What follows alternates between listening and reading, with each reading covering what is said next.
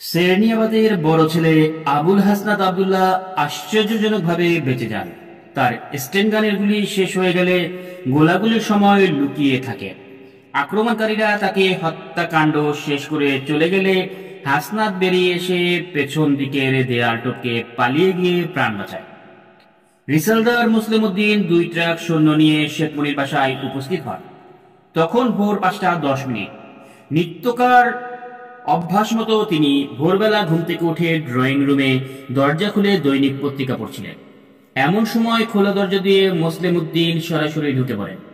শেখ মুনির তার দিকে তাকিয়ে তার আগমনের হেতু জিজ্ঞেস করতে করতেই মুসলিম উদ্দিন সরাসরি খুব কাছ থেকে স্টেনগান থেকে ব্লাস্ট ফায়ারে তাকে হত্যা করেন।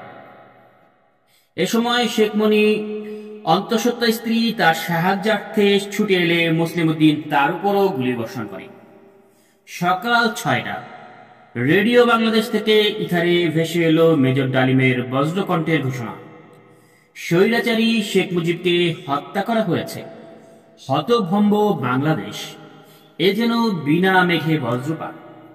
1975-এর 21শে জুলাই ঢাকায় আয়োজিত এক সভায় শেখ মুজিব বাকশালের মনোনীত জেলা গভর্নরদের উদ্দেশ্যে বক্তব্য রেখেছিলেন।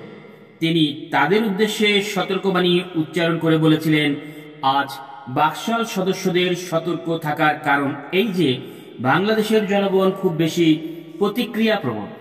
তারা তোমাদেরকে নিশ্চিহ্ন করে ফেলবে। এই কথা তোমাদের মনে রাখা ভালো। তোমরা জীবনভর নিবেদিত প্রাণ কাজ করে যাবে। যদি তোমরা একটা ভুল করো তাহলে তোমরা বাংলাদেশের মাটি থেকে নিঃশেষ হয়ে যাবে। এটা বাংলাদেশের আইন। দুর্ভাগ্যক্রমে শেখ মুজিব নিয়ে তার সতর্কবাণীতে কর্ণপাত করলেন না। তার মহাকাব্যিক রাজনৈতিক জীবনের রক্তাক্ত, নির্মম এবং ভয়ঙ্কর পরিসমাপ্তি ঘটল। স্বাধীন বাংলাদেশের রক্তস্নাত জন্মের সঙ্গে যেই নামটি অবিচ্ছিন্নভাবে উচ্চারিত, বাঙালির আধুনিক ইতিহাসের সেই মহানায়ক স্বাধীনতার মাত্র 4 বছরের কম সময়েই জনগণের আকাঙ্ক্ষা থেকে দূরে সরে গিয়ে প্রবল স্বৈরাচারী হয়ে উঠেছিলেন। সেই শেখ মুজিব, যাকে তার দেশের মানুষ ভালোবেসে বঙ্গবন্ধু নামে রাখতেন, এক অদ্ভুত বিষাদময় প্রত্যুষে তার নিজের বাড়িতে পরিবারের সদস্যদের সঙ্গে বুলেটবিদ্ধ হয়ে রক্তের সাগরে ডুবে রইলেন।